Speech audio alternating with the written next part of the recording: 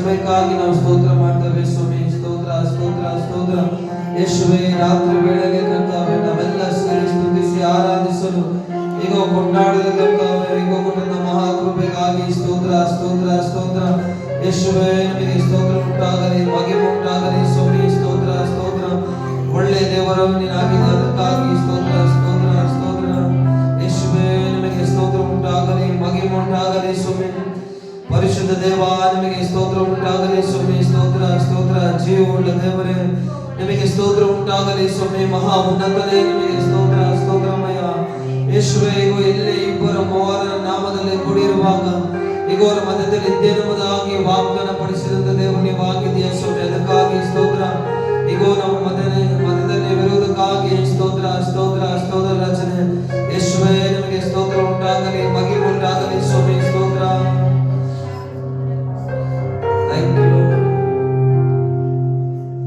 ಬಿಡುಗಡೆ ನಾಯಕ ಜಯವನ್ನು ಕೊಡುವನು,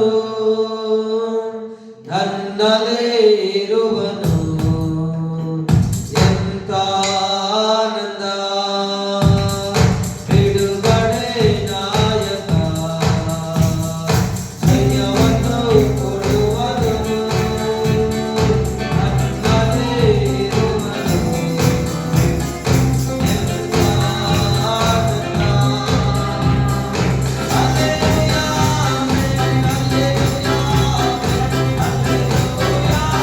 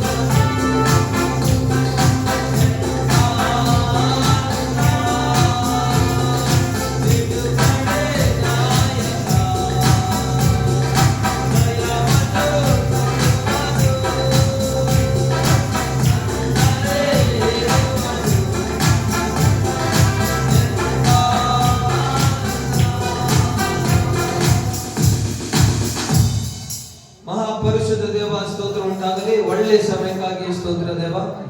ವಿಶೇಷವಾಗಿ ಕೂಡಿ ಬಂದಿರುವ ಎಲ್ಲ ಮಕ್ಕಳನ್ನು ನೀವು ಆಶೀರ್ವದಿಸು, ವಾಕ್ಯದೊಂದಿಗೆ ನೀವು ಮಾತಾಡಿ ಈಗ ನಮ್ಮನ್ನೆಲ್ಲ ಬಲಪಡಿಸುವುದಾಗಿ ನಾನು ಪ್ರಾರ್ಥಿಸ್ತೇನೆ ಸ್ವಾಮಿ. ಈ ಸಮಯದಲ್ಲಿ ನಿಮ್ಮ ಕಣ್ಣು ಒಪ್ಪಿಸಿಕೊಡ್ತೇವೆ. ನೀವೇ ಕರ್ತವ್ಯ ಕೇಳುವಂತ ಕಿವಿಗಳನ್ನು ಕರ್ತವ್ಯ ಹೃದಯಗಳಿಗೆ ಬಲಪಡಿಸಿ ಆಶೀರ್ವದಿಸುವುದಾಗಿ ನಾವು ಪ್ರಾರ್ಥಿಸುತ್ತಾ ನಿಮ್ಮ ಕಣ್ಣು ಒಪ್ಪಿಸಿಕೊಡ್ತಾ ಯೇಸುವಿನ ನಾಮದಲ್ಲಿ ಬೇಡಿ ಬಂದಿದ್ದೇವೆ ಜೀವವುಳ್ಳ ತಂದೆ.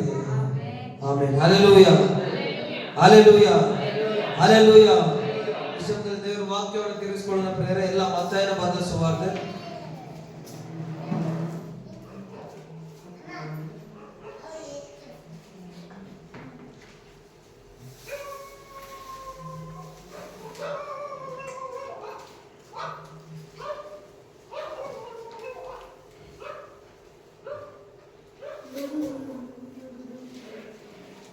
ಮತ್ತಾಯನ ಬರೆದ ಸುವಾರ್ತೆ 7ನೇ ಅಧ್ಯಾಯ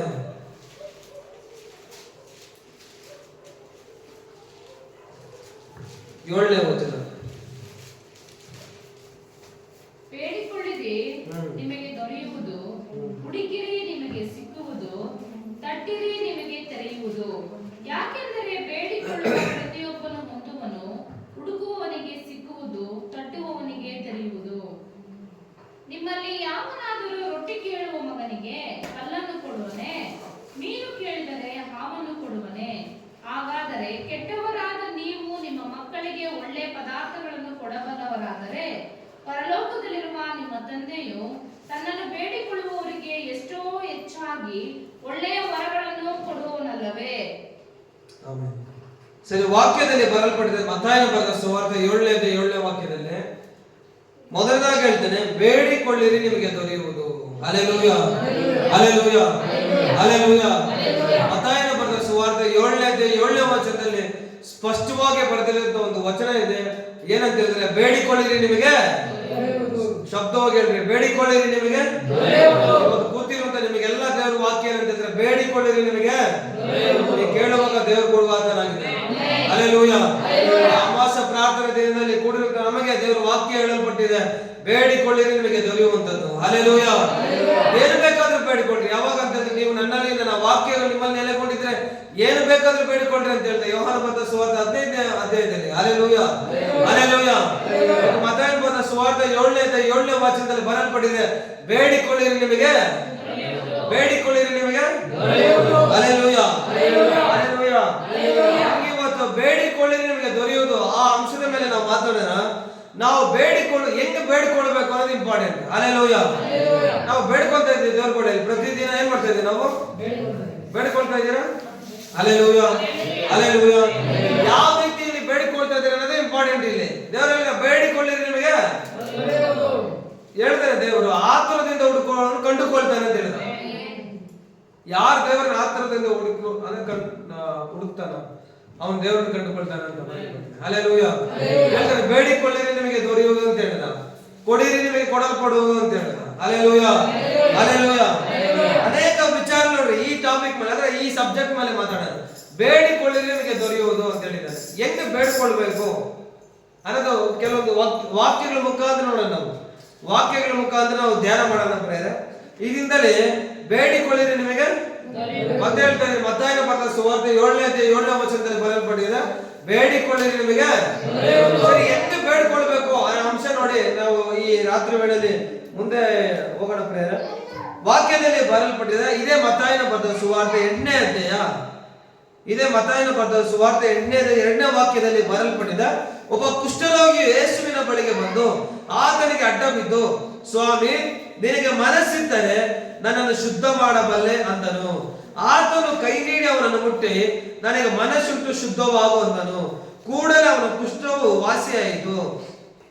ಆಗ ಯೇಸು ಅವನಿಗೆ, ಯಾರಿಗೂ ಹೇಳಬೇಡ ನೋಡು, ಆದರೆ ಹೋಗಿ ಯಾಜಕನಿಗೆ ನಿನ್ನ ಮೈ ತೋರಿಸಿ ಮೋಶೆ ನೇಮಿಸಿದ ಕಾಣಿಕೆಯನ್ನು ಕೊಡು, ಅದು ಜನರಿಗೆ ಸಾಕ್ಷಿಯಾಗಲಿ ಎಂದು ಹೇಳಿದನು. Hallelujah, hallelujah.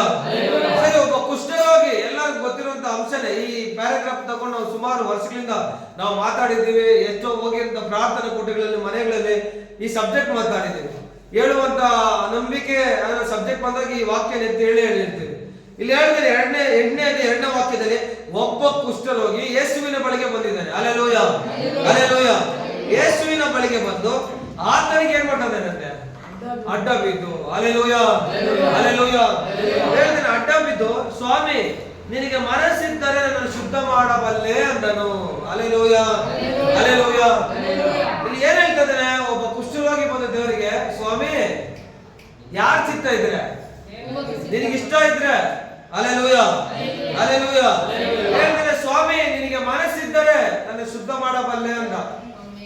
ನಿನಗೆ ಮನಸ್ಸಿದ್ದರೆ ಅಲ್ಲಿ ಏನ್ ತೋರಿಸುತ್ತೆ? ನಿನಗೆ ಮನಸ್ಸಿದ್ರೆ ಅನ್ನೋದು ನಿನ್ನ ಇಷ್ಟ ಅಂತ ತೋರಿಸುತ್ತೆ, ನಿನ್ನ ಚಿತ್ತ ಅಂತ ತೋರಿಸುತ್ತೆ. Hallelujah hallelujah hallelujah. ನಿನಗಿಷ್ಟವಾದದ್ದು ಸ್ವಾಮಿ ಅಂತ ನಾವು ಬೇಡಿಕೊಳ್ಳಿ ನಿಮ್ಗೆ ದೊರೆಯುವುದು ಅಂತ ಹೇಳಿದ್ರೆ ಹೆಂಗೆ ಬೇಡಿಕೊಳ್ಳೋದು ಅಂತ ಹೇಳಿದ್ರೆ ಈ ವಿಧದಲ್ಲಿ ಸಹ ದೇವರ ವಾಕ್ಯದ ಮುಖಾಂತರ ಬೇಡಿಕೊಳ್ಳುತ್ತೆ. ಒಬ್ಬ ಕುಷ್ಠರೋಗಿ ಹೇಳ್ತಾನೆ, ಸ್ವಾಮಿ ನಿನಗೆ ಮನಸ್ಸಿದ್ರೆ ನನ್ನ ಅಂದ್ರೆ ಏನ್ ಹೇಳ್ತಾರೆ ಅಂದ್ರೆ ದೇವರು ನಿನ್ಗೆ ಇಷ್ಟ ಆದ್ರೆ ಅಂತ, ನಿನ್ನಿಷ್ಟದಂತೆ ಆಗ್ಲಿ ಅಂತ. ಹಲ್ಲೆಲೂಯಾ. ಅದಕ್ಕೆ ಪರಲೋಕದ ಪ್ರಾರ್ಥನೆ ದೇವರು ಹೇಳ್ಕೊಡ್ತಾನೆ, ಪರಲೋಕದಲ್ಲಿರುವ ನನ್ನ ತಂದೆ ನಿನ್ನ ನಾಮವು ನಿನ್ನ ರಾಜ್ಯವು ಹಲ್ಲೆಲೂಯಾ ಹಲ್ಲೆಲೂಯಾ ನಿನ್ನ ಚಿತ್ತವು ಪರಲೋಕದಲ್ಲಿ ನೆರವೇರುವ ಪ್ರಕಾರ ನೋಡ್ರಿ ಹೇಗೆ ಕನೆಕ್ಟಿವಿಟಿ ಬೆಳೆಸ್ಕೊಡ್ತಾನೆ ದೇವರು. ನಿನ್ನ ಚಿತ್ತ ಪರಲೋಕದಲ್ಲಿ ನೆರವೇರುವ ಪ್ರಕಾರ ಭೂಲೋಕದಲ್ಲಿ ನೆರವೇರಲಿ ಅಂತ ಹೇಳಿ. ಹಲ್ಲೆಲೂಯಾ. ಕುಷ್ಠರೋಗಿ ಹೇಳ್ತಾನೆ, ನಿನ್ನಿಷ್ಟದಂತೆ ಸ್ವಾಮಿ, ನಿನ್ನ ಚಿತ್ತದ ಮೇರೆಗೆ, ನಿನಗಿಷ್ಟ ಇದ್ರೆ ನಿನಗೆ ಮನಸ್ಸಿದ್ರೆ ಅಂತ ಹೇಳ್ತಾನೆ. ನಾವು ಕೇಳುವಾಗ ಈ ರೀತಿಯಲ್ಲಿ ಕೇಳುವಂಥದ್ದು. ಹಲ್ಲೆಲೂಯಾ. ಹೇಳ್ತಾರೆ ಬೇಡಿಕೊಳ್ಳಿ ನಿಮಗೆ ದೊರೆಯುವುದು ಅಂತ ಹೇಳ್ದ. ಒಬ್ಬ ಕುಷ್ಠರೋಗಿ ಹೇಳ್ತಾನೆ, ನಿನಗೆ ಮನಸ್ಸಿದ್ರೆ ಅಂತ ಹೇಳ್ದ. ಇದ್ರಲ್ಲಿ ಏನ್ ನಮ್ಗೆ ಅರ್ಥ ಆಗುತ್ತೆ ಅಂತ ಹೇಳಿದ್ರೆ, ನಿನಗೆ ಇಷ್ಟ ಇದ್ರೆ ಅಂತ, ನಿನ್ನಿಷ್ಟದಂತೆ ಸ್ವಾಮಿ, ನಿನ್ನ ಚಿತ್ತದಂತೆ ಇದು ನಡೀಲಿ ಅಂತ ಪ್ರಾರ್ಥಿಸ್ಬೇಕು. ಅದಕ್ಕೆ ಕೇಳಬೇಕು ನಾವು. Hallelujah hallelujah.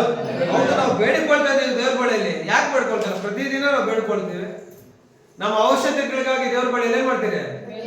ಆದ್ರೆ ಎಲ್ಲ ನಮ್ಮ ಇಷ್ಟದಂತೆ ಕೇಳೋದು ನಾವು. ನಮಗೆ ಅದು ಬೇಕು ಸ್ವಾಮಿ, ಇದು ಬೇಕು ಸ್ವಾಮಿ, ಹಂಗೆ ಸ್ವಾಮಿ, ಈ ತರ.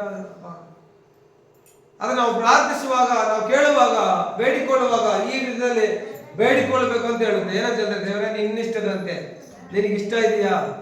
Hallelujah hallelujah hallelujah. ನಿನ್ನಿಷ್ಟ ಇದ್ರೆ ದಯಮಾಡಿ ಅದನ್ನ ಅನುಗ್ರಹಿಸು ಅಂತ ಹೇಳ್ಬೇಕು. ಹಲ್ಲೆಲೂಯಾ. ನಿನಗೆ ಇಷ್ಟ ಇದ್ರೆ ಮಾತ್ರ ಕೊಡಿಸೋಮ ಅಂತ ಕೇಳ್ಬೇಕು ನಾವು. ನಿನ್ ಚಿತ್ತ ಇದ್ರ ಮೇಲೆ ಇದ್ರೆ ಮಾತ್ರ ಕೊಡೋಕೆ ಅಂತ ಕೇಳ್ಬೇಕು. Hallelujah hallelujah. ಬೇಡಿಕೊಳ್ಳಿರಿ ನಿಮಗೆ ದೇವರಿಂದ ಬೇಡಿಕೊಳ್ಳಿ ನಿಮಗೆ ದೊರೆಯುವುದು. ಹೆಂಗೆ ಬೇಡಿಕೊಳ್ಳೋದು ಅಂತ ಹೇಳಿದ್ರೆ, ದೇವರೇ ನಿನ್ನ ಇಷ್ಟ ಏನಿದೆ ಅಂತ ನೆರವೇರಿಸು, ನಿನಗೆ ಇಷ್ಟ ಇದ್ರೆ ಅನುಗ್ರಹಿಸು ಸ್ವಾಮಿ ಅಂತ ಕೇಳ್ತಾರೆ. Hallelujah hallelujah hallelujah.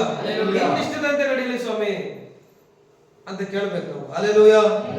ಇನ್ನೂ ಕೆಲವೊಂದು ವಚನಗಳಿದೆ, ವಾಕ್ಯಗಳು ಓದ್ತಾ ನೋಡೋಣ. ಯೋಹಾನ ಬರೆದ ಸುವಾರ್ತೆ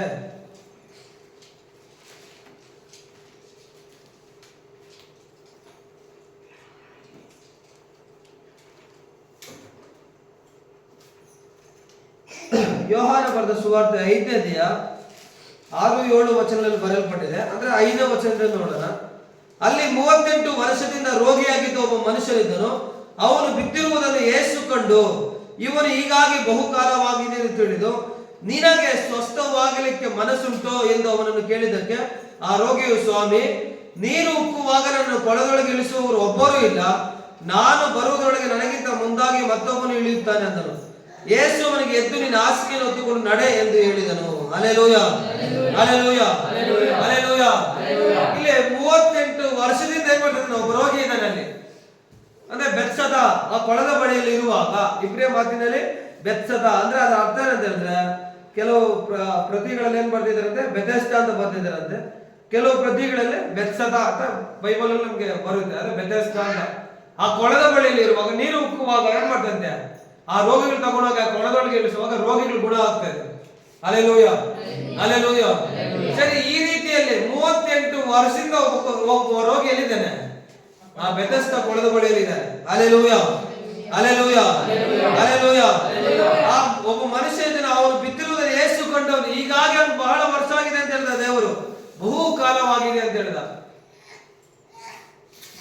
ಅವ್ರು ಇದ್ದಿದ್ದು 38 ವರ್ಷ. ಅದಕ್ಕಿಂತ ಮುಂಚೆ ಇರ್ಬೋದೇನೋ ಕಾಯಿಲೆ ಆಗಿ. ಗೊತ್ತಾ ನಮಗೆ? 38 ವರ್ಷ ಪರ್ಟಿಕ್ಯುಲರ್ ಬರ್ಸಿದ್ದಾರೆ. 38 ವರ್ಷದಿಂದ ರೋಗಿ ಇದ್ದಾನೆ ಅಲ್ಲಿ ಆ ಸ್ಪಾಟ್ ಅಲ್ಲಿ 38 ವರ್ಷ. Hallelujah, hallelujah. ಯೇಸು ಕ್ರಿಸ್ತನು ಹೇಳ್ತಾನೆ, ಹೀಗಾಗಿ ಬಹುಕಾಲವಾಗಿದೆ ಅಂತ ತಿಳಿದು ನಿನಗೆ ಸ್ವಸ್ಥವಾಗಲಿಕ್ಕೆ ಮನಸ್ಸುಂಟು ಎಂದು ಅವನನ್ನು ಕೇಳಿದಕ್ಕೆ ಅಂತ ಹೇಳಿ ಬರೆಯಲ್ಪಟ್ಟಿದೆ. ಕೇಳ್ತಾನೆ ಒಬ್ಬ ರೋಗಿನ ದೇವರು. ಆ 38 ವರ್ಷದಿಂದ ಬೆಥೆಸ್ದ ಕೊಳದ ಬಳಿ ಇದ್ದಂತ ರೋಗಿನ ದೇವರು ಕೇಳ್ತಾನೆ, ನಿನಗೆ ಗುಣವಾಗಲಿಕ್ಕೆ ಮನಸ್ಸುಂಟು? Hallelujah, hallelujah. ಅದಕ್ಕೆ ಅವನು ಹೇಳ್ತಾನೆ, ಸ್ವಾಮಿ ನೀನು ಉಕ್ಕುವಾಗ ನನ್ನನ್ನು ಕೊಳದೊಳಗೆ ಇಳಿಸುವವರು ಒಬ್ಬರು ಇಲ್ಲ, ನಾನು ಬರುವುದರೊಳಗೆ ನನಗಿಂತ ಮುಂದಾಗಿ ಮತ್ತೊಬ್ಬನು ಇಳಿಯುತ್ತಾನೆ ಅಂದನು. ಈ ರೀತಿಯಲ್ಲಿ ಎಷ್ಟು ವರ್ಷ ನಡೀತಾ ಇದೆ? 38 ವರ್ಷದಿಂದ ನಡೀತಾ ಇದೆ ಅಲ್ಲಿ. ಅದರ ಇಳಿಸೋರು ಯಾರು ಇಲ್ಲ. ಅದಕ್ಕೆ ಹಾಗೆ ಬಹುಕಾಲ ಆಗಿದೆ ನನಗೆ ಅಂತ ಹೇಳಿದ. Hallelujah, hallelujah. ರೋಗ ಬಂದು 38 ವರ್ಷ ಇದ್ದಾನೆ ಆ ರೋಗಿ. ಆ ಕೊಳದ ಬಳಿ ಇದ್ದೋಗಿದ್ದಾನೆ. ಅವನು ಇಳಿಸೋರು ಯಾರಿಲ್ಲ. ದೇವ್ರ ಬಳಿಯಲ್ಲಿ ಕೇಳುವಾಗ, ದೇವ್ರಿಗೆ ನೀವು ಮನಸ್ಸುಂಟು ಅಂತ ಕೇಳುವಾಗ ಅವನು ಹೇಳ್ತಾನೆ, ಸ್ವಾಮಿ ಏನೋ ನಾನು ಬರೋದ್ರೊಳಗೆ ಅದು ಏನಾದ್ರು ತೋರಿಸ್ಕೊಡುತ್ತೆ ಆ ವ್ಯಕ್ತಿ. ಅವನು ಹೇಳುತ್ತಾನೆ ಯೇಸು ಕ್ರಿಸ್ತನ ಬಳಿಯಲ್ಲಿ ಪರಿಪೂರ್ಣವಾಗಿ ಅವನು ದೇವರ ಮೇಲೆ ಆಧಾರವಾಗಿರೋದನ್ನ ವಾಕ್ಯ ಹೇಳುತ್ತೆ ನಮಗೆ. Hallelujah, hallelujah. ದೇವ್ರು ಕೇಳ್ದ, ನಿನಗೆ ಸ್ವಸ್ಥವಾಗಲಿಕ್ಕೆ ಮನಸ್ಸುಂಟು ಎಂದು ಕೇಳಿದಕ್ಕೆ ಅವನ ಆನ್ಸರ್ ಹೇಳ್ದ ಏನಂತ ಹೇಳಿದ್ರೆ, ಸ್ವಾಮಿ ನೀರು ಉಕ್ಕುವಾಗ ನನ್ನನ್ನು ಕೊಳದೊಳಗೆ ಇಳಿಸುವವರು ಒಬ್ಬರು ಇಲ್ಲ, ನಾನು ಬರೋದ್ರೊಳಗೆ ನನಗಿಂತ ಮುಂದಾಗಿ ಮತ್ತೊಬ್ಬನು ಇಳಿಯುತ್ತಾನೆ ಅಂದನು. ಹಲ್ಲೆಲೂಯ. ಅಂದ್ರೆ ಅವನು ಗುಣವಾಗಲಿಕ್ಕೆ ಏನಿದೆ ಅಲ್ಲಿ? ಮನಸ್ಸಿದೆ ಅವನಿಗೆ. ಅವನು ಪರಿಪೂರ್ಣ ಗುಣ ಹೋಗ್ಬೇಕು, ಸ್ವಸ್ಥ ಹೋಗ್ಬೇಕಂತ ಯಾರಿಗೆ ಮನಸ್ಸುಂಟು? ಆ 38 ವರ್ಷ ರೋಗವಿದ್ದಂತ ವ್ಯಕ್ತಿಗೆ ಮನಸ್ಸುಂಟು. ಪರಿಪೂರ್ಣವಾಗಿ ದೇವರ ಮೇಲೆ ಆಧಾರವಾಗ್ತಾ ಇದ್ದಾರೆ ಅಲ್ಲಿ. ಹಲ್ಲೆಲೂಯ. ಬೇಡಿಕೊಳ್ಳುವುದು ಈ ರೀತಿಯಲ್ಲಿ ಅಂತ ನಾವು ಪರಿಪೂರ್ಣ ದೇವರ ಮೇಲೆ ಆಧಾರವಾಗಿ ಬೇಡಿಕೊಳ್ಬೇಕು ಅಂತ. Hallelujah, hallelujah, hallelujah. ದೇವರ ಮೇಲೆ ಆಧಾರವಾಗಿಟ್ಟು ಕೇಳುವಾಗ ದೇವರು ಬಿಡುಗಡೆ ಕೊಡ್ತಾನೆ. ಅಲ್ಲ ಒಬ್ಬ ಕುಷ್ಠವಾಗಿ ಬಂದ, ಸ್ವಾಮಿ ನಿನಗೆ ಮನಸ್ಸಿದ್ರೆ ಅಂತ ಹೇಳ್ದ, ನಿನ್ನಿಷ್ಟದಂತೆ ನಿನಗೆ ಚಿತ್ತವಿದ್ರೆ ಅಂತ ಹೇಳ್ದ. ದೇವರು ತನಗೆ ಮನಸ್ಸು ನೀನು ಶುದ್ಧವಾಗು ಅಂತ ಹೇಳ್ದ. ದೇವರು ಚಿತ್ತ ಅಂತ ಹೇಳ್ದ. ಹಲ್ಲೆಲೂಯ. ಇನ್ನು 38 ವರ್ಷದಿಂದ ಒಬ್ಬ ರೋಗಿ ಇದ್ದಾನೆ. ಆ ಬೆಥೆಸ್ದ ಕೊಳದ ಹತ್ರ ಇದ್ದಾನೆ ಆ ರೋಗ ಬಂದಿರುವಂತ ವ್ಯಕ್ತಿ. ಅವನು 38 ವರ್ಷದಿಂದ ರೋಗ. ಹಲ್ಲೆಲೂಯ. ಆದ್ರೆ ಆ ಕೊಳದೊಳಗೆ ಇಳಿಸುವವರು ಒಬ್ಬರು ಇಲ್ಲ. ಅದು ಯೇಸು ಕ್ರಿಸ್ತನಿಗೆ ಹೇಳ್ತೀನಿ, ಈಗ ಮನಸ್ಸುಂಟು ಗುಣವಾಗಲಿಕ್ಕೆ. ಅವನು ಪರಿಪೂರ್ಣವಾಗಿ ದೇವರ ಮೇಲೆ ಆಧಾರವಾಗಿ ಹೇಳುವಂತ ಮಾತಾಡು. ಆಧಾರವಾಗಿ ಹೇಳ್ತಾನೆ, ಸ್ವಾಮಿ ನಾನೇನ್ ಮಾಡ್ತಾ ಇದ್ದೇನೆ, ಗುಣವಾಗ್ಲಿಕ್ಕೆ ನನ್ಗೆ ಮನಸ್ಸಿದ್ದಪ್ಪ, ನಾನು ಬರೋದ್ರೊಳಗೆ ಏನ್ ಮಾಡ್ತಾ ಇದ್ದಾರೆ, ಅದು ಏನಾದ್ರು ಮಾಡ್ತಾರೆ ಅನ್ನೋ ಯೇಸು ಕ್ರಿಸ್ತನ ಅಂತ ಅಲ್ಲಿ ಕೇಳ್ತಾ ಇರೋದು. ಹಲ್ಲೆಲೂಯ. ಅದಕ್ಕೆ ದೇವರು ಯೇಸು ಅವನಿಗೆ ಎದ್ದು ನಿನ್ನ ಹಾಸಿಗೆಯನ್ನು ಹೊತ್ತುಕೊಂಡು ನಡೆ ಎಂದು ಹೇಳಿದನು. ಆ ಕ್ಷಣವೇ ಆ ಮನುಷ್ಯನು ಸ್ವಸ್ಥನಾಗಿ ತನ್ನ ಹಾಸಿಗೆಯನ್ನು ಹೊತ್ತುಕೊಂಡು ನಡೆದನು. Hallelujah, hallelujah, hallelujah. ಬೇಡಿಕೊಳ್ಳಿರಿ ನಿಮಗೆ. ಒಬ್ರು ಹೇಳ್ತಾನೆ ನೀನ್ ಚಿತ್ತವಿದ್ರೆ ಅಂತ ಹೇಳ್ದ, ನಿನ್ ಇಷ್ಟ ಅಂತ ಹೇಳ್ದ. ಇಲ್ಲಿ ನೋಡಿದ್ರೆ ಪರಿಪೂರ್ಣ ಆಧಾರ ದೇವರ ಮೇಲೆ ಇಕ್ಕಿದ್ದಾನೆ. Hallelujah, hallelujah. 38 ವರ್ಷದಿಂದ ಬಿದ್ದಿರುವಂತ ರೋಗಿ ದೇವರಲ್ಲಿ ಹಾಸಿಗೆ ಅಂತ ನಿನ್ ಮನೆಗೆ ಹೋಗು ಅಂತ ಹೇಳ. ಆ ಕ್ಷಣವೇ ಅವನು ಗುಣವಾದ ರೋಗಿ. ಹಲ್ಲೆಲೂಯ. ದೇವರ ಮೇಲೆ ಭರವಸೆ ಇಡುವಾಗ ದೇವರು ಅನುಗ್ರಹಿಸ್ತಾನೆ ಅಂತ ಅರ್ಥ. ಎಂತದೇ ಆಗಿರ್ಲಿ, ದೇವರೇ ನೀನು ಅನ್ನೋವಾಗ ದೇವರು ಅನುಗ್ರಹಿಸ್ತಾನೆ. ದೇವರೇ ನೀನೇ ಅಂತಂದ್ರೆ ಬಿಡುಗಡೆ ಕೊಡ್ತಾನೆ. ಹಲ್ಲೆಲೂಯ. ದೇವರೇ ನೀನು ಚಿತ್ತ ಅಂತಂದ್ರೆ ದೇವ್ರ ಚಿತ್ತ ಇದೆ ಅಂತ. ಕುಷ್ಠರೋಗಿ ಹೇಳ್ತಾನೆ ನಿನಗೆ ಮನಸ್ಸಿದ್ರೆ ಅಂತ ಹೇಳ್ದ. ದೇವ್ರ ಚಿತ್ತ ಅಂತಂದ್ರೆ ಅವ್ನು ಗುಣ ಹೋಗ್ಬೇಕಂತ. ಹಲ್ಲೆಲೂಯ. ಬೇಡಿಕೊಳ್ಳಿ ನಿಮಗೆ. ಹೆಂಗ್ ಬೇಡಿಕೊಳ್ಳೋದು? ಈ ವಿಧದಲ್ಲಿ ಸಹ ಬೇಡಿಕೊಳ್ಳುವಂತದ್ದು ನಾವು. ಅವ್ರಿಗೆಲ್ಲ ನೋಡು, ಅವ್ರು ಬೇಡಿಕೊಂಡವ್ರಿಗೆಲ್ಲ ದೇವರು ಅನುಗ್ರಹಿಸ್ತಾ ಬಿಡುಗಡೆ ಕೊಟ್ಟ. Hallelujah, hallelujah. ಸರಿ, ಇನ್ನೊಂದು ವಾಕ್ಯ ಓದೋಣ.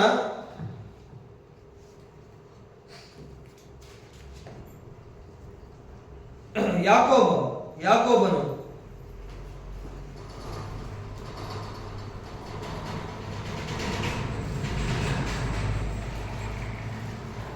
ಯಾಕೋಬ ಪತ್ರಿಕೆ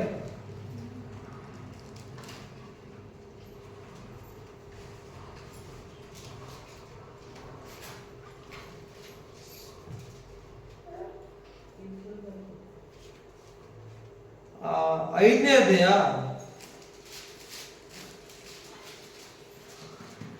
16-17 ವಚನಗಳನ್ನು ಓದೋಣ.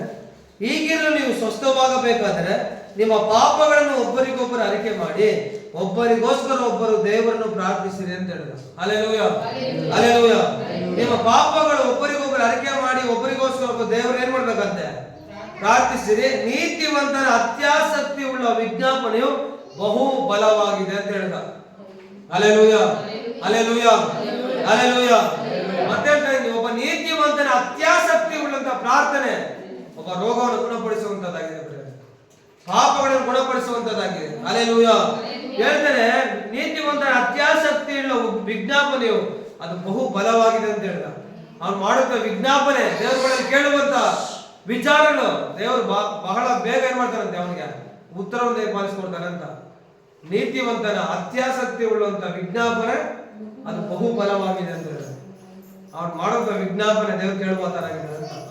ಹೆಂಗೆ ಹೇಳ್ತೀರ ಅಂತ ಹೇಳಿದ್ರೆ 17ನೇ ವಚನದಲ್ಲಿ ಬರೆಯಲ್ಪಟ್ಟಿದೆ, ಎಲಿಯನು ನಮ್ಮಂತಹ ಸ್ವಭಾವವುಳ್ಳವನಾಗಿದ್ದನು.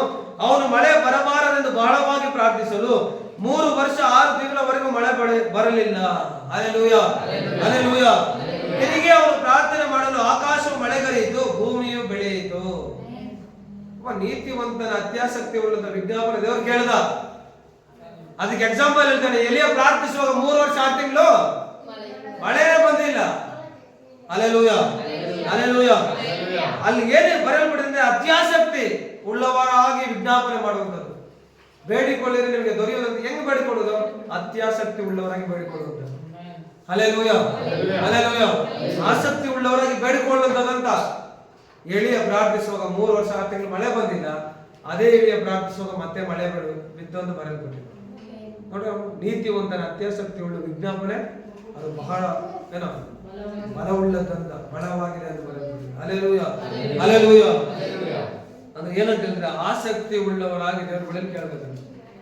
ಒಬ್ಬ ಎಲಿಯ ಪ್ರಾರ್ಥಿಸು ಅದ ಕೇಳಿದ, ವಿಜ್ಞಾಪನೆ ಮಾಡ್ದ, ಅವನ ಪ್ರಾರ್ಥನೆ ದೇವರು ಲಾಲಿಸ್ದ, ಅವನ ಬೇಡಿಕೆಯನ್ನ ಅವನು ಕೇಳೋದನ್ನ ದೇವರು ಅನುಗ್ರಹಿಸಿದ. ಹಲ್ಲೆಲೂಯ. ಪ್ರಾರ್ಥಿಸಿ ಆಕಾಶದಿಂದ ಮಳೆ ಬೆಂಕಿ ಬರ್ಬೇಕಂತ ಆಕಾಶದಿಂದ ಬೆಂಕಿ ಏನ್ ಮಾಡ್ದ ಇಳಿದು. Hallelujah, hallelujah. ಅಲ್ಲಿ ಅತ್ಯಾಸಕ್ತಿ ಅಂತ ಬರೆಯಲ್ಪಟ್ಟಿದೆ, ಆಸಕ್ತಿ ಹೋಗೋದು. ಇನ್ನೊಂದು ವಾಕ್ಯ ಓದೋಣ, ಅಪೊಸ್ತಲ ಕೃತ್ಯಗಳು, ಅಪೊಸ್ತಲ ಕೃತ್ಯಗಳು ಓದೋಣ. 12ನೇ ಅಧ್ಯಾಯ 12:5. ಅಪೊಸ್ತಲ ಕೃತ್ಯಗಳು 12ನೇ ಅಧ್ಯಾಯ 5ನೇ ವಚನದಲ್ಲಿ ಏನು ಬರೆಯಲ್ಪಟ್ಟಿದೆ? ಪೇತ್ರನು ಸೆರೆಮನೆಯೊಳಗೆ ಕಾವಲಲ್ಲಿದ್ದಾಗ ಸಭೆಯವರು ಅವನಿಗೋಸ್ಕರ ಆಸಕ್ತಿಯಿಂದ ದೇವರಿಗೆ ಪ್ರಾರ್ಥನೆ ಮಾಡುತ್ತಿದ್ದರು ಅಂತ ಬರೆಯಲ್ಪಟ್ಟಿದೆ. Hallelujah, hallelujah. ಇಲ್ಲಿ ಪೌಲಸಿಲ್ಲರನ್ನೆಲ್ಲ ಹಾಕಿರ್ತಾರೆ, ಬೇಡಿಗಳಲ್ಲಿ ಹಾಕಿರ್ತಾರೆ. ಹಲ್ಲೆಲೂಯ. ಅದೇ ನಮಗೆ 12ನೇ ಅಧ್ಯಾಯ 1ರಿಂದ ಕೆಲವೊಂದು ವಚನ ಹೋದ್ರೆ ಗೊತ್ತಾಗ್ಬಿಡುತ್ತೆ. ಇಲ್ಲಿ ಪೇತ್ರನ ಸೆರೆಮನೆಯೊಳಗೆ ಏನಾಕಿರ್ತಾರೆ, ಅವರನ್ನ ಸೆರೆಮನೆಗೆ ಹಾಕಿದ್ದವಾಗ ಯಾರು ಅವ್ರಿಗಾಗಿ ಪ್ರಾರ್ಥಿಸ್ತಾರೆ ಅಂದ್ರೆ ಸಭೆಯವರು ಪ್ರಾರ್ಥಿಸ್ತಾರೆ. ಯಾವ ರೀತಿಯಲ್ಲಿ ಪ್ರಾರ್ಥಿಸ್ತಾರೆ ಅಂದ್ರೆ ಆಸಕ್ತಿ ಉಳ್ಳವರಾಗಿ ಪ್ರಾರ್ಥನೆ ಮಾಡೋದು ಬರೆಯಲ್ಪಟ್ಟಿದೆ. Hallelujah, hallelujah. ನೋಡದೆ ಅತ್ಯಾಸಕ್ತಿ ಉಳ್ಳದ, ನೀತಿವಂತನ ಅತ್ಯಾಸಕ್ತಿ ಉಳ್ಳದ ವಿಜ್ಞಾಪನೆ ಅದು ಬಹಳ ಏನಾಗಿದೆ, ಬಲವುಳ್ಳದಂದು ಬರೆಯಲ್ಪಟ್ಟಿದೆ. ಇಲ್ಲಿ ಸಭೆಯವರೆಲ್ಲ ಕೂಡಿ ಆಸಕ್ತಿಯಿಂದ ಪೇತ್ರನಿಗಾಗಿ ಏನ್ ಮಾಡಿದ್ರಂತೆ, ಇದು ಪ್ರಾರ್ಥನೆ ಬೇಡಿಕೊಳ್ಳುವಂತದ್ದೇ. ಪ್ರಾರ್ಥನೆ ಅಂದ್ರೆ ದೇವರ ಬಳಿಯಲ್ಲಿ ಏನೋ, ಪ್ರಾರ್ಥನೆ ಅಂದ್ರೆ ಏನೋ ಮನವಿ, ಬೇಡಿಕೊಳ್ಳುವಂತದ್ದು ಅಂತ. Hallelujah, hallelujah. ಸಭೆಯವರೆಲ್ಲ ಕೂಡಿ ಯಾರಿಗಾಗಿ ಪ್ರಾರ್ಥನೆ ಮಾಡ್ತಾರೆ? ಪೇತ್ರನಿಗಾಗಿ ಪ್ರಾರ್ಥನೆ ಮಾಡ್ತಾರೆ. ಹೆಂಗೆ ಪ್ರಾರ್ಥನೆ ಮಾಡಲು? ಆಸಕ್ತಿ ಉಳ್ಳವರಾಗಿ ಪ್ರಾರ್ಥನೆ ಮಾಡ್ತಾರೆ. ಹಲ್ಲೆಲೂಯ. ಈ ದಿನದಲ್ಲಿ ನಮಗೆ ಆಸಕ್ತಿ ಬೇಕು. ಏನ್ ಬೇಕು? ಪ್ರಾರ್ಥನೆಗೆ ಅಟೆಂಡ್ ಆಗ್ಬೇಕಂದ್ರೆ ನಮ್ಗೆ ಏನ್ ಬೇಕು? ಅದ್ರ ಮೇಲೆ ಇಷ್ಟ ಇರಬೇಕು, ಆಸಕ್ತಿ ಇರಬೇಕು. ಆಸಕ್ತಿ ಇಲ್ದಿದ್ದು, ಇಷ್ಟ ಇಲ್ಲದ ಬಂದ ಕೂತು ಏನ್ ಪ್ರಯೋಜನ? ಆದ್ರೆ ಸಭೆಯವರೆಲ್ಲ ಕೂಡಿ ಪೇತ್ರನಿಗಾಗಿ ಆಸಕ್ತಿ ಉಳ್ಳವರಾಗಿ ವಿಜ್ಞಾಪನೆ ಮಾಡುವಾಗ, ಪ್ರಾರ್ಥಿಸುವಾಗ ದೇವರ ಪ್ರಾರ್ಥನೆ ಕೇಳ್ತಾರೆ, ದೂತರನ್ನ ಕೇಳಿಸ್ಕೊಡ್ತಾನೆ. Hallelujah, hallelujah. ವಾಕ್ಯದಲ್ಲಿ ಬರೆಯಲ್ಪಡಿದೆ, ಪೇತ್ರನು 2 ಸರಪಳಿಗಳಿಂದ ಕಟ್ಟಲ್ಪಟ್ಟವನಾಗಿ 6ನೇ ವಚನದಲ್ಲಿ 2 ಸಿಪಾಯಿಗಳ ನಡುವೆ ನಿದ್ದೆ ಮಾಡುತ್ತಿದ್ದಾನು. ಹಲ್ಲೆಲೂಯ. ಸರಪಳಿ ಹಾಕಿ ಏನ್ ಮಾಡ್ತಾರೆ? ಪೇತ್ರನನ್ನ ಜೈಲಲ್ಲಿ ಹಾಕಿದ್ದಾರೆ. 2 ಆ ಕಡೆ ಇದ್ದಾರಂತೆ, ಸಿಪಾಯಿಗಳು, ಕಾವಲುಗಾರರಿದ್ದಾರೆ. ಅವ್ರ ಮಧ್ಯದಲ್ಲಿ ಯಾರಿದ್ದಾರೆ? ಪೇತ್ರನು ನಿದ್ದೆ ಮಾಡುತ್ತಿದ್ದನು. ಕಾವಲುಗಾರರು ಬಾಗಿಲ ಮುಂದೆ ನಿಂತು ಸೆರೆಮನೆಯನ್ನು ಕಾಯುತ್ತಿದ್ದರು. ಪಕ್ಕನೆ ಕರ್ತನ ದೂತನು ಪೇತ್ರನ ಎದುರಿಗೆ ನಿಂತನು. ಹಲ್ಲೆಲೂಯ. ಅವನಿದ್ದ ಕೋಣೆಯಲ್ಲಿ ಬೆಳಕು ಹೊಳೆಯಿತು. ಅವನು ಪೇತ್ರನನ್ನು ಪಕ್ಕೆ ತಟ್ಟಿ ಎಬ್ಬಿಸಿ ತಟ್ಟನೆ ಹೇಳು ಅಂದನು. ಆಗಲೇ ಅವನ ಕೈಗಳಿಗೆ ಹಾಕಿದ ಸರಪಣಿಗಳು ಕಲಚಿ ಬಿದ್ದವು. Hallelujah, hallelujah. ನೋಡಿ, ಸಭೆಯವರೆಲ್ಲ ಕೂಡಿ ಆಸಕ್ತಿಯಿಂದ ಪೇತ್ರನಿಗಾಗಿ ಪ್ರಾರ್ಥಿಸಲು ದೇವದೂತನು ಆ ಸೆರೆಮನೆಯೊಳಗೆ ಇಳಿದು ಬಂದ. ಪೇತ್ರನ ಎದುರಿಗೆ ನಿಂತಾಗ ಬೆಳಕು ಹೊಳೆಯಿತು. ಪ್ಲಸ್ ಏನಂತ ಹೇಳಿದ್ರೆ ಅವನ ಕೈಗಳಿಗೆ ಹಾಕಿದ್ದ ಸರಪಣಿಗಳು ಕಳಚಿ ಬಿತ್ತು ಅಂತ ವಾಕ್ಯದಲ್ಲಿ ಬರೆಯಲ್ಪಟ್ಟಿದೆ. Hallelujah, hallelujah. ಅವ್ರು ಮಾಡಿದಂತ ಆಸಕ್ತಿಯ ವಿಜ್ಞಾಪನೆ ಕೇಳಿದ್ದು ದೇವ್ರ ಬಳಿ ಬೇಡ್ಕೊಂಡ್ರು. ಪೇತ್ರನಿಗಾಗಿ ಏನ್ ಮಾಡಿದ್ರು? ಬೇಡ್ಕೊಂಡ್ರು. Hallelujah, hallelujah. ನೀತಿವಂತನ ಅತ್ಯಾಸಕ್ತಿ ಎಲೆಯಲ್ಲಿ ಹೋಲಿಸಿ ಹೇಳ್ತಾ ಇದ್ದಾರೆ. ಎಲೆಯ ಪ್ರಾರ್ಥಿಸುವಾಗ 3 ವರ್ಷ 6 ತಿಂಗಳು ಮಳೆನೇ ಬಂದಿಲ್ಲ. ಒಬ್ಬ ಕುಷ್ಠರೋಗಿ ಬೇಡಿಕೊಂಡಿದ್ದು, ದೇವರೇ ನಿನ್ ಚಿತ್ತ ಇದ್ರೆ, ನಿನ್ ಇಷ್ಟ ಇದ್ರೆ ಅಂತ ಹೇಳಿ. ಹಲ್ಲೆಲೂಯಾ. ಅಲ್ಲಿ 38 ವರ್ಷದಿಂದ ಇದ್ದಂತ ರೋಗಿ ದೇವರ ಮೇಲೆ ಆಧಾರವಾಗಿದ್ದು ಅದರ ಮೇಲೆ. ಇದೆಲ್ಲ ಬೇಡಿಕೊಳ್ಳದೆ ನಮಗೆ ದೊರೆಯುವುದು ಅಂತ ಹೇಳಿದ್ರೆ ಹೆಂಗ್ ಬೇಡಿಕೊಳ್ಳೋದಂದ್ರೆ ಈ ರೀತಿಯಲ್ಲಿ ಬೇಡಿಕೊಳ್ಳೋದು ನೋಡಿ. ಅವರೆಲ್ಲ ಬೇಡಿಕೊಂಡು ಕೊಟ್ಟ ದೇವರು ಅನುಗ್ರಹಿಸಿದ. ಹೌದಾ? ಸಭೆಯವರೆಲ್ಲ ಕೂಡಿ ಆಸಕ್ತಿಯಿಂದ ಬೇಡಿಕೊಳ್ಳುವಾಗ ದೇವದೂತನ ಕಳಿಸಿಕೊಟ್ಟ ಪೇತ್ರನ ಬಳಿ. Hallelujah, hallelujah. ನಾವು ಮಾಡುವಂತ ಪ್ರಾರ್ಥನೆ ದೇವರು ಕೇಳ್ತಾನೆ. Hallelujah, hallelujah. ಇನ್ನೊಂದು ವಚನ ಓದೋಣ.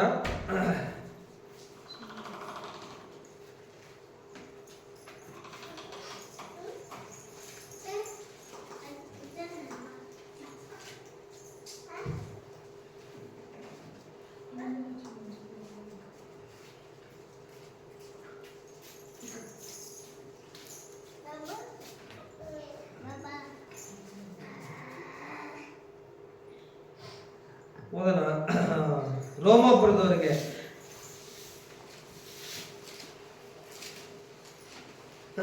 12ನೇ ಇದೆಯಾ?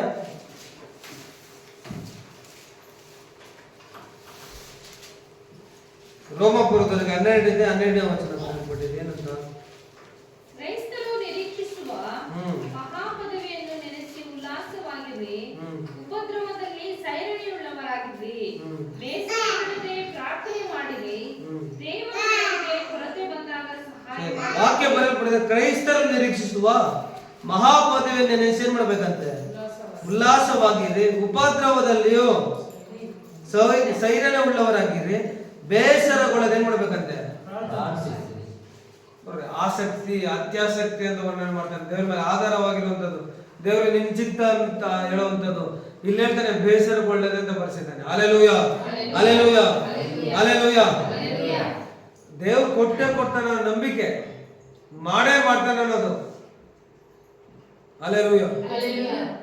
ಬೇಡಿಕೊಳ್ಳುವಂತ ಪ್ರತಿಯೊಬ್ಬರಿಗೂ ದೇವ್ರು ಕೊಡ್ತೀನಿ, ಅನುಗ್ರಹಿಸ್ತೀನಿ ಅಂತ ಹೇಳಿದ್ದಾನೆ. ನೀವು ಬೇಡಿಕೊಳ್ಳೋದು ದೇವ್ರು ಅನುಗ್ರಹಿಸ್ತಾನೆ. ಹಲ್ಲೆಲೂಯಾ. ದೇವ್ರ ಬಳಿಯಲ್ಲಿ ಬಂದು ಯಾರೆಲ್ಲ ಕೇಳಿದ್ರು, ಬೇಡಿಕೊಂಡ್ರು, ಅವ್ರಿಗೆಲ್ಲ ದೇವರು ಅನುಗ್ರಹಿಸಿದ, ಬಿಡುಗಡೆ ಕೊಟ್ಟ, ಸ್ವಸ್ಥ ಮಾಡ್ದ. ಎಲಿಯ ಪ್ರಾರ್ಥಿಸುವಾಗ ಅವನು ವಿಜ್ಞಾಪನೆ ಕೇಳ್ದ. Hallelujah, hallelujah. ಸಭೆಯವರೆಲ್ಲ ಕೂಡಿ ಆಸಕ್ತಿಯಿಂದ ಪೇತ್ರನಿಗಾಗಿ ಪ್ರಾರ್ಥಿಸಲು ದೇವದೂತ ಹೇಳಿದ ಬಂದ.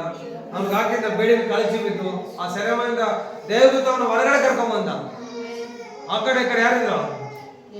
ಕಾವಲುಗಾರರಿದ್ರು ಸಹ ದೇವರ ಸೆರೆಮನೆಯಿಂದ ಬಿಡುಗಡೆ ಮಾಡ್ಕೊಂಡು. Hallelujah, hallelujah. ಹೇಳ್ತಾನೆ ಬೇಸರಗೊಳ್ಳದೆ ಏನ್ ಮಾಡ್ಬೇಕಂತೆ? ಪ್ರಾರ್ಥನೆ ಮಾಡಿರಿ. ಬೇಸರಗೊಳ್ಳದೆ ನಮ್ ತಿಂಗಳಿಗೆ 3 ಆನ್ಲೈನ್ ಪ್ರೇಯರ್. ಇದ್ರಲ್ಲಿ ಏನ್ ಮಾಡ್ಬಾರ್ದು? ನಾವು ಏನ್ ಮಾಡ್ಬಾರ್ದು? Hallelujah, hallelujah. ನಾವು ಬಂದಿರೋದೆಲ್ಲ ನಾವು ಬೇಸರಗೊಳ್ಳದೆ ಬಂದಿರುತ್ತದೆ. ಇಲ್ಲಾಂದ್ರೆ ಎಲ್ಲಿ ಬರ್ತಾ ಇದ್ರೆ ಆರಾಮ ಮನೇಲಿ ಮಾಡ್ಕೊಂತ ಇದ್ರೆ ಅಯ್ಯೋ ಪ್ರೇಯರ್ ಅಂತ ಬಂದಿದ್ದೀರಾ? ಇಲ್ಲ, ಯಾವ್ದಪ್ಪ ಕರ್ಮ ಇರ್ಬೇಕಂತ ಬಂದಿದ್ದೀರಾ? ಬೇಸರಗೊಳ್ಳದೆ ಏನ್ ಮಾಡಿದ್ವಿ ನಾವು? Hallelujah, hallelujah.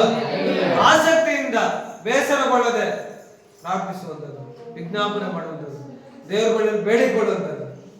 ಈ ವಿಚಾರಕ್ಕೆ ಮೈಂಡ್ ಸೆಟ್ ಅಲ್ಲಿ ಇನ್ನೊಂದು 2 ಪಾಯಿಂಟ್ ಇದೆ, ಇನ್ನ ಜಾಸ್ತಿ ಇದೆ. 2 ಪಾಯಿಂಟ್ ಮಾತ್ರ ನೋಡಿ ನಾವು ಮುಗಿಸೋಣ.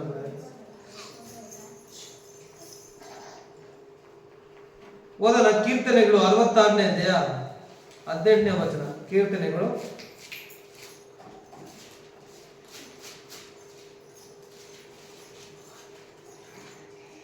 ಕೀರ್ತನೆಗಳು 66ನೇ ಅಧ್ಯಾಯ 18ನೇ ವಚನ ಬರೆಯಲ್ಪಟ್ಟಿದೆ.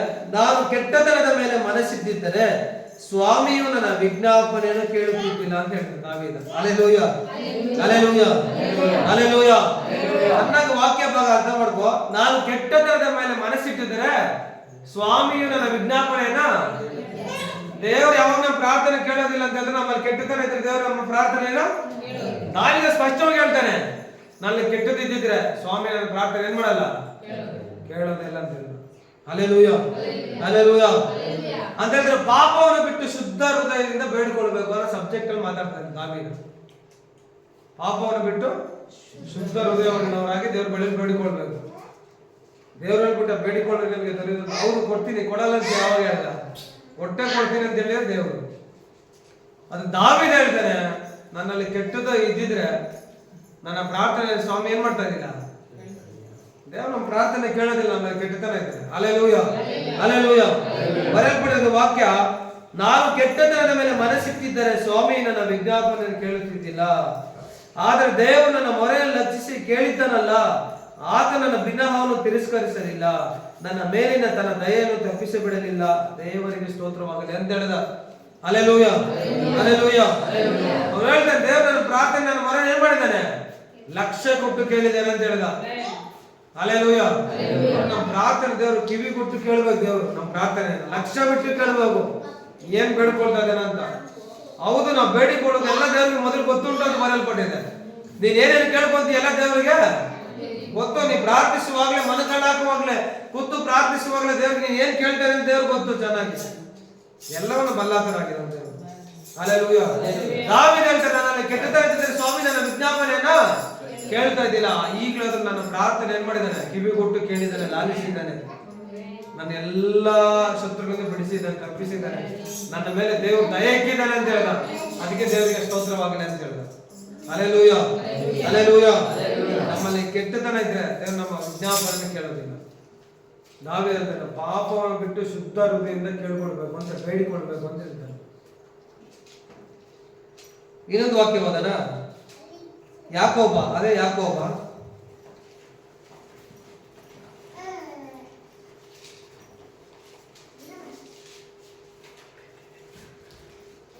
ಯಾಕೋಬ 1ನೇ ಅಧ್ಯಾಯ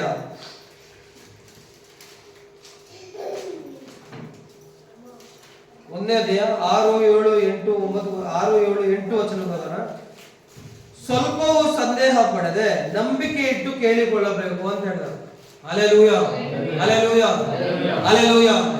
ಏನ್ ಹೇಳ್ತಾರೆ ವಾಕ್ಯದಲ್ಲಿ, ಸ್ವಲ್ಪವೂ ಸಂದೇಹ ಪಡದೆ ನಂಬಿಕೆ ಇಟ್ಟು ಏನ್ ಮಾಡ್ಬೇಕಂತೆ, ಕೇಳಿಕೊಳ್ಳಬೇಕು. ಸಂದೇಹ ಪಡುವವನು ಗಾಳಿಯಿಂದ ಬಡಿಯಲ್ಪಟ್ಟ ಸಮುದ್ರದ ತೆರೆಯಂತೆ ಅಲಿಯುತ್ತಿರುವನು ಅಂತ ಹೇಳಿದ.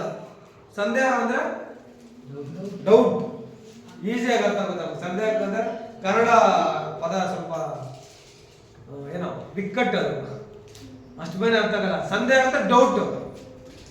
ವಾಕ್ಯದಲ್ಲಿ ಬರಲ್ಪಡಿದೆ, ಸ್ವಲ್ಪವೂ ಸಂದೇಹ ಪಡದೆ ನಂಬಿಕೆ ಏನ್ ಮಾಡ್ಬೇಕಂತ ದೇವ್ರ ಬಳಿಯಲ್ಲಿ. ನೀವು ಪ್ರಾರ್ಥಿಸ್ತಾ ಇದೆಯಾ, ದೇವ್ರು ಕೊಡ್ತಾನೆ ನಂಬಿಕೆ. ಸಂದೇಹ ಪಟ್ಟಿದೆ ಅಂತ ಹೇಳಿದ್ರೆ ಅದಕ್ಕೆ ಹೇಳ್ತಾರೆ, ಯಾರ ಮಗಳು ಸತ್ತೋಗಿದ್ದಾಳೆ, ಅವನ ಉದ್ದೇಶ ಏನಾಗಿತ್ತು, ದೇವ್ರು ಕರ್ಕೊಂಡೋಗಿ ಇಡ್ಸ್ಬೇಕು ಅವನ ಮಗಳ ಮೇಲೆ. ಅವನ ನಂಬಿಕೆ ಏನಂತಂದ್ರೆ ಸತ್ರು ಬದುಕೊಂತಾಳೆ ಅಂತ. ಹಲ್ಲೆಲೂಯ. ಅದಕ್ಕೆ ದೇವ್ರು ಹೇಳ್ತಾನೆ, ಏನ್ ಮಾಡ, ಸ್ಥಿರವಾಗಿ ಸಂದೇಹ ಪಡಬೇಡ ಅಂತ ಹೇಳಿದ್ರು. Hallelujah, hallelujah. ಸ್ವಲ್ಪವೂ ಸಂದೇಹ ಪಡದೆ ನಂಬಿಕೆ ಇಟ್ಟು ದೇವ್ರ ಬಳಿ ಕೇಳ್ಕೊಳ್ಬೇಕಂತ. ನಾವು ಪ್ರಾರ್ಥನೆ ದೇವ್ರ ಬಳಿ ಬೇಡ್ಕೊಂತ ಇದ್ದೀರಿ, ಹೆಂಗ್ ಬೇಡ್ಕೊಳ್ಬೇಕು, ಸ್ವಲ್ಪವೂ ಸಂದೇಹ ಪಡದೆ ಬೇಡ್ಕೊಳ್ಬೇಕು. ದೇವ್ರು ಕೊಡ್ತಾನೆ, ಮಾಡ್ತಾನೆ, ಮಾಡೇ ಮಾಡ್ತಾನೆ ಅಂದ್ರೆ ನಂಬಿಕೆ. Hallelujah, hallelujah. ಆದ್ರೆ ಸಂದೇಹ ಪಡೋರು ಹೆಂಗಿರ್ತಾರಂತೆ, ಗಾಳಿಯಿಂದ ಬಡಿಯಲ್ಪಟ್ಟ ಸಮುದ್ರದ ತೆರೆ ಅಂತ ಬರೆಯಲ್ಪಟ್ಟಿದೆ. ಏನಂತೆ, ಗಾಳಿಯಿಂದ ಬಡಿಯಲ್ಪಟ್ಟ, ಗಾಳಿ ಬಂದ್ರೆ ಸಮುದ್ರದ ಅಲೆ ಬರುತ್ತೆ, ಅವನು ತೆರೆ ಅಂತೆ ಅಲಿಯುತ್ತಿರುವನು ಅಂತ ಬರೆಯಲ್ಪಟ್ಟಿದೆ. ಆ ಮನುಷ್ಯನು ತಾನು ಕರ್ತನಿಂದ ಏನಾದ್ರೂ ಎಂದು ಭಾವಿಸದೇ ಇರಲಿ ಅಂತ ಹೇಳ್ದ. ಆ ರೀತಿಯಲ್ಲಿ ಸಂದೇಹ ಪಡೋನು ಹೆಂಗಿರ್ಲಿ, ದೇವ್ರು ನಮ್ಗೆ ಕೊಡ್ತಾನೋ, ಕೊಡ್ತಾನೆ ಅಂತ ಏನ್ ಮಾಡ್ಬಾರ್ದು, ನಾವು ಅಪೇಕ್ಷೆ ನಿರೀಕ್ಷೆ ಬೇಡ, ಯಾವ್ದು ಬೇಡ ಅಂತ ಹೇಳ್ಬಿಟ್ಟೆ ದೇವ್ರು. ಏನು ಬರಲ್ಲ ಅಂತ ಹೇಳಿದ ದೇವ್ರಂತ ಇಂಡೈರೆಕ್ಟ್ ಆಗಿ, ಏನನ್ನು ಭಾವಿಸದೇ ಇರಲಿ ಅವನು ಸಂದೇಹ ಪಡುವನು. ಅವನು ಹೆಂಗಿರ್ತಾನೆ, ಗಾಳಿಯಿಂದ ನುಗ್ಗಿಸಲ್ಪಟ್ಟ ಸಮುದ್ರದ ಅಲೆಯಂತೆ ಅಲಿಯುತ್ತಾ ಇರ್ತಾನೆ. ಅವನು ದೇವರಿಂದ ಏನಾದ್ರು ಹೊಂದುತ್ತೀನಿ ಅಂತ ಏನ್ ಮಾಡಿರಲಿ, ಅವನು ಭಾವಿಸೋದೇ ಬೇಡ ಅಂತ ಹೇಳ್ತಾನೆ. ಅವನು ಎರಡು ಮನಸ್ಸುಳ್ಳವನು, ತನ್ನ ನಡತೆಯೆಲ್ಲ ನಡತೆಯಲ್ಲೆಲ್ಲ ಚಂಚಲನು ಆಗಿದ್ದಾನೆ ಅಂತ ಹೇಳ್ತಾರೆ. Hallelujah, hallelujah, hallelujah. ನಡತೆಯಲ್ಲೆಲ್ಲ ಏನಾಗಿರ್ತಾನಂತೆ ಅವನು? ಚಂಚಲನಾಗಿದ್ದಾನೆ ಅಂತ ವಾಕ್ಯದಲ್ಲಿ ಬರೆಯಲ್ಪಟ್ಟಿರುತ್ತೆ. Hallelujah, hallelujah. ಬೇಡಿಕೊಳ್ಳುವಾಗ ಕೇಳಿಕೊಳ್ಳುವಾಗ ಸ್ವಲ್ಪವೂ ಸಂದೇಹ ಪಡೆದ ನಂಬಿಕೆಯಿಂದ ಕೇಳಿಕೊಳ್ಳಬೇಕು. Hallelujah, hallelujah. ಇನ್ನೊಂದು ವಾಕ್ಯ ಓದೋಣ.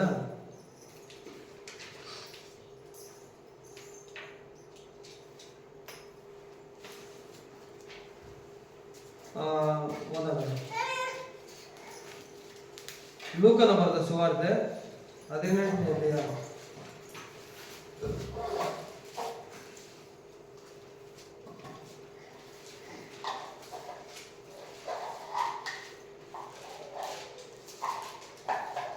ಲೂಕನ ಬರೆದ ಸುವಾರ್ತೆ 18ನೇ ಅಧ್ಯಾಯ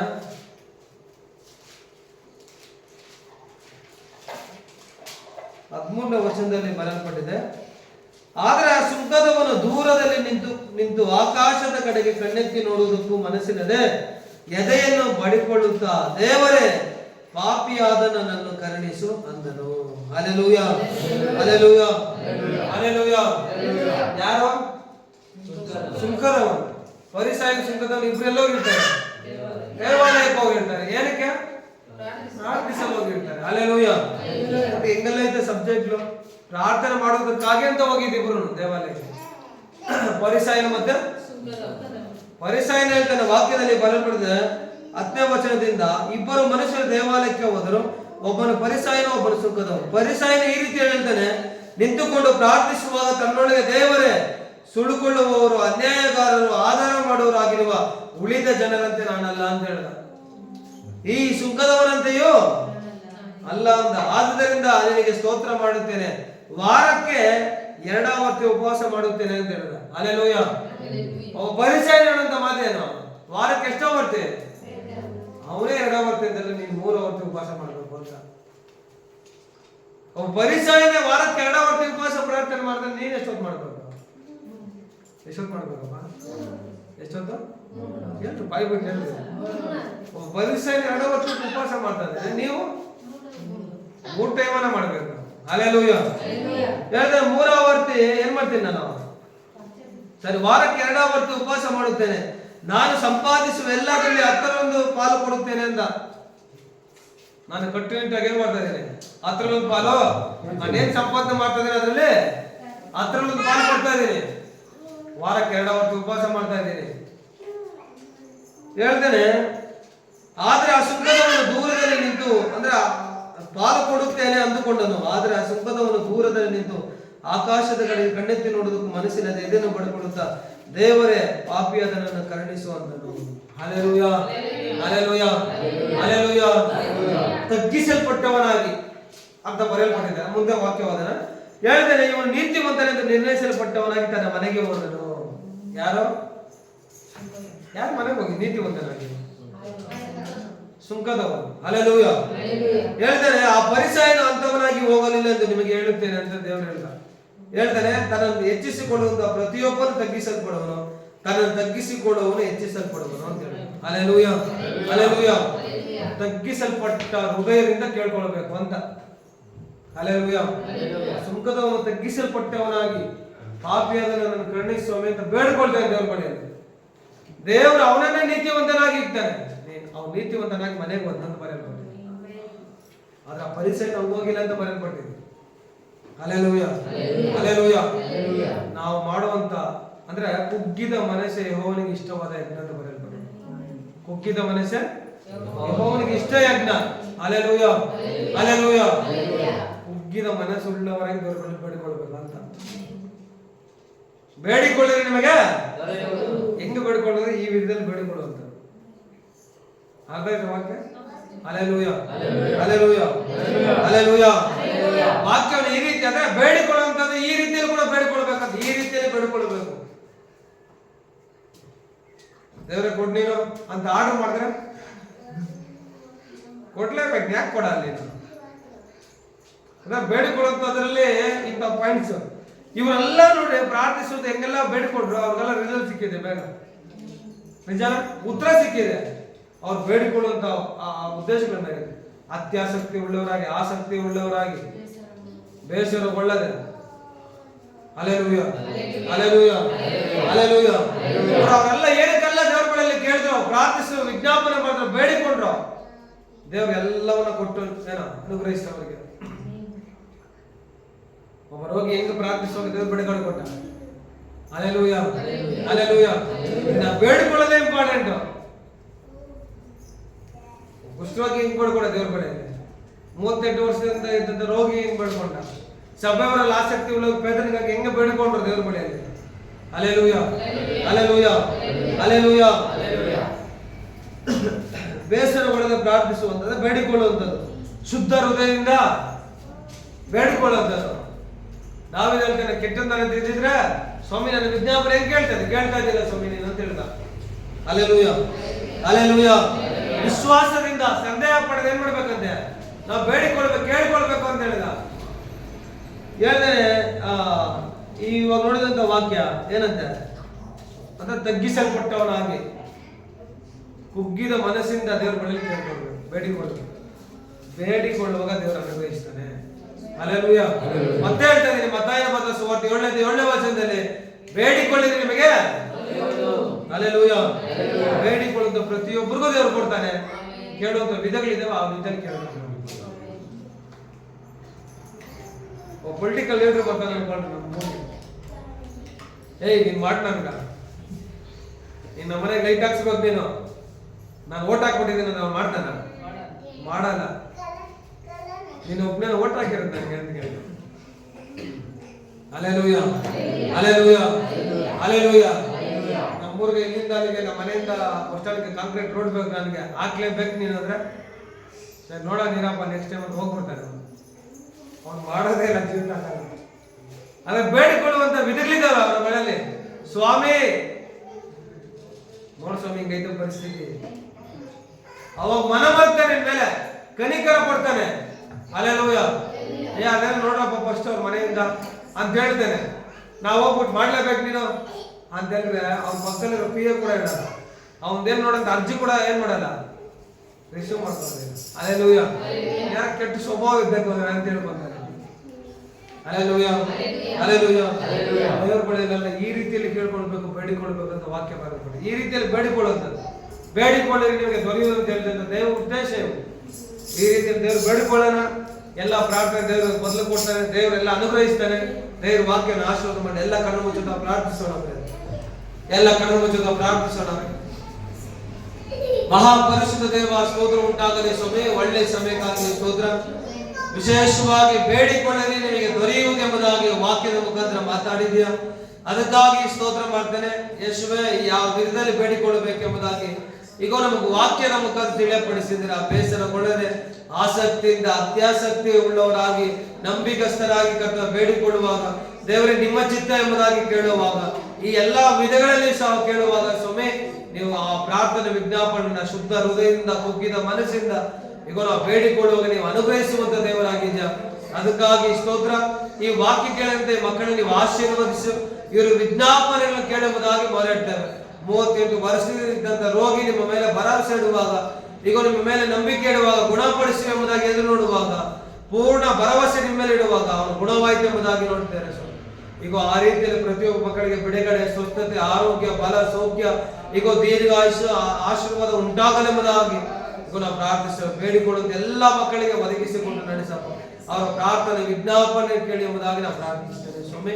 ಅದು ತಡೆಯುವಂತ ಎಲ್ಲ ತಡೆಗಳು ಹೊಡೆದುಕೊಳ್ಳಿ. ಈ ಅಮಾವಾಸ್ಯ ಪ್ರಾರ್ಥನೆ ದಿನದಲ್ಲಿ ಸ್ವಾಮಿ ವಿಶೇಷವಾಗಿ ಪ್ರಾರ್ಥಿಸಲು ಕೃಪೆ ತೋರಿಸಿದ್ಯಾ, ಅದಕ್ಕಾಗಿ ಸ್ತೋತ್ರ. ವಿಶೇಷವಾಗಿ ನಮ್ಮ ಕುಟುಂಬಗಳನ್ನ ಈಗೋ ನಿಮ್ಮ ರಕ್ತದ ಕೊಟ್ಟಿಲ್ಲ ವಾಕ್ಯದಲ್ಲಿ ಮುದ್ರೆ ಹಾಕಿ ನಡೆಸು. ಈ ಸಭೆ ಸುತ್ತಲೂ ನಿಮ್ಮ ದೇವದೂತನ ಕಾವಲಿಗಿಟ್ಟು ನಡೆಸಪ್ಪ. ಯಾವ್ದು ಅಂಧಕಾರ ಶಕ್ತಿಗಳು, ಮಾಟ ಮಂತ್ರ ಕ್ರಿಯೆಗಳು, ಯಾವ್ದು ಮನುಷ್ಯನ ಉದ್ದೇಶಗಳು ನೆರವೇರದಂತೆ ನಿಮ್ಮ ಬಳಿಯಲ್ಲಿ ಪ್ರಾರ್ಥಿಸ್ತೇವೆ ಸ್ವಾಮಿ, ಬೇಡ್ತೇವೆ. ಈಗ ನಮ್ಮ ಸಭೆಯನ್ನು ವೃದ್ಧಿಗೊಳಿಸುವುದಾಗಿ, ಆತ್ಮಗಳು ಸೇರಲ್ಪಡುವುದಾಗಿ ನಾವು ಪ್ರಾರ್ಥಿಸ್ತೇವೆ. ಅನೇಕ ಆಶೀರ್ವಾದ ಸಭೆಗೆ ಬರುವಂತ ಎಲ್ಲ ಮಕ್ಕಳಿಗೆ ನೀವು ಅನುಗ್ರಹಿಸುವುದಾಗಿ ನಾವು ಪ್ರಾರ್ಥಿಸ್ತೇವೆ ಸ್ವಾಮಿ. ನಿಮ್ಮ ಬಳಿಯಲ್ಲಿ ಬೇಡಿಕೊಳ್ಳುವಂತ ಎಲ್ಲ ಮಕ್ಕಳಿಗೆ ಅನುಗ್ರಹಿಸುವಂತ ದೇವರಾಗಿದೆ, ಅದಕ್ಕಾಗಿ ಸ್ತೋತ್ರ. ಒಬ್ಬೊಬ್ಬ ಕುಟುಂಬ ನಿಮ್ಮ ಕಣ್ಣಿಗೆ ಒಪ್ಪಿಸಿಕೊಡ್ತಾರೆ. ಈಗ ಕುಟುಂಬಗಳಿಗೆ ಬೇಕಂತ ಎಲ್ಲ ಅಗತ್ಯಗಳು ಒದಗಿ ಬರಲಿ, ಎಲ್ಲ ತಡೆಗಳು ಒಡೆಯಲ್ಪಡ್ಲಿಕ್ಕೆ ಎಲ್ಲ ಮಾಟ ಮಂತ್ರ ಶಕ್ತಿಗಳು ಲಯವಾಗಲಿ. ಅನಾರೋಗ್ಯದ ಕಟ್ಟಿಲು ಒಡೆಯಲ್ಪಡಲಿ ಅಪ್ಪ. ಈಗ ಬಿಡುಗಡೆ, ಸ್ವಸ್ಥತೆ, ಆರೋಗ್ಯ ಉಂಟಾಗಲಿ, ಬಲ ಸೌಖ್ಯ ಉಂಟಾಗಲಿ, ದೀರ್ಘಾಯುಷ್ಯ ಉಂಟಾಗಲಿ, ದೀರ್ಘ ಶಾಂತಿ ಸಮಾಧಾನ ಉಂಟಾಗಲಿ, ಈಗ ಸಂತೋಷ ಉಂಟಾಗಲಿ ಎಂಬುದಾಗಿ ಪ್ರಾರ್ಥಿಸ್ತೇನೆ ರಾಜ. ಈ ವಿರುದ್ಧವಾಗಿ ಎದ್ದಿರುವಂತ ಎಲ್ಲ ಆಯುಧಗಳು, ಕುಟುಂಬಕ್ಕೆ ವಿರುದ್ಧವಾಗಿ ಎದ್ದಿರುವಂತ ಈಗ ಎಲ್ಲ ಆಯುಧಗಳು, ಸಭೆಗೆ ವಿರುದ್ಧ ಎದ್ದಿರುವಂತ ಈಗ ಎಲ್ಲ ಕೆಡಗಳು ಕಾರ್ಯಗಳು ಕರ್ತಾವೆ ಎಲ್ಲ ಯೇಸುವಿನ ನಾಮದಲ್ಲಿ ಲಯವಾಗ್ಲಿ ಕರ್ತಾವೆ. ಈಗ ಮಧ್ಯ ಆಕಾಶದ ಎಲ್ಲ ದುರಾತ್ಮ ಕಾರ್ಯಗಳು ಬಂಧಿಸ್ತೇವೆ. ಭೂಮಿಯಲ್ಲಿ ಎಲ್ಲ ಸೈತಾನ ಶ್ರಮಗಳನ್ನ, ಈಗ ಸೈತಾನ ಕ್ರಿಯೆಗಳನ್ನ, ಎಲ್ಲ ಕಾರ್ಯಗಳನ್ನ, ದುಷ್ಟರ ಶಕ್ತಿಗಳನ್ನ ಈಗ ಯೇಸುವಿನ ನಾಮದಲ್ಲಿ ಎಲ್ಲವನ್ನ ಬಂಧಿಸಿ ಈಗ ನಾವು ಮುದ್ರೆ ಆಗ್ತದೆ ರಾಜನೇ ಸ್ವಾಮಿ. ಸ್ತೋತ್ರ ಉಂಟಾಗಲಿ, ನಿಮ್ಮ ಕರಳದ ಒಪ್ಪಿಸಿಕೊಡ್ತಾರೆ. ನೀವೇ ಈ ಕೂಟದಲ್ಲಿ ದೊಡ್ಡ ಜಯ ಕೊಟ್ಟಿದ್ದಕ್ಕಾಗಿ ಸ್ತೋತ್ರ, ಬಿಡುಗಡೆ ಕೊಟ್ಟಿದ್ದಕ್ಕಾಗಿ ಸ್ತೋತ್ರ. ಮುಂದಿನ ದಿನಗಳ ದೊಡ್ಡ ಸಾಕ್ಷ್ಯ ಉಂಟಾಗಲಿ ಎಂಬುದಾಗಿ ನಾವು ಪ್ರಾರ್ಥಿಸುತ್ತಾ ನಿಮ್ಮ ಕರಳದ ಒಪ್ಪಿಸಿಕೊಡ್ತಾರೆ. ಕೂಡಿ ಬಂದ ಎಲ್ಲ ಮಕ್ಕಳಿಗೆ ಆರೋಗ್ಯ, ಬಲ, ಸೌಖ್ಯ, ಸಮಾಧಾನ, ಸಂತೋಷ, ದೀರ್ಘಾಯುಷ್ಯವನ್ನು ಕೊಟ್ಟು ನಡೆಸುವುದಾಗಿ ನಾವು ಪ್ರಾರ್ಥಿಸುತ್ತೇವೆ.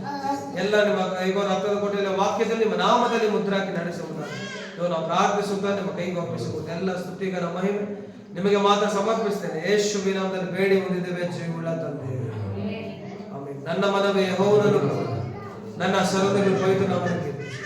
ನನ್ನ ಮನವೇ ಯೆಹೋವನನ್ನು ಕೊಂಡಾಡು, ಆತನು ಮಾಡಿದ ಮುಖಾಂತರ ಒಂದನ್ನು ಮರೆಯಬೇಡ.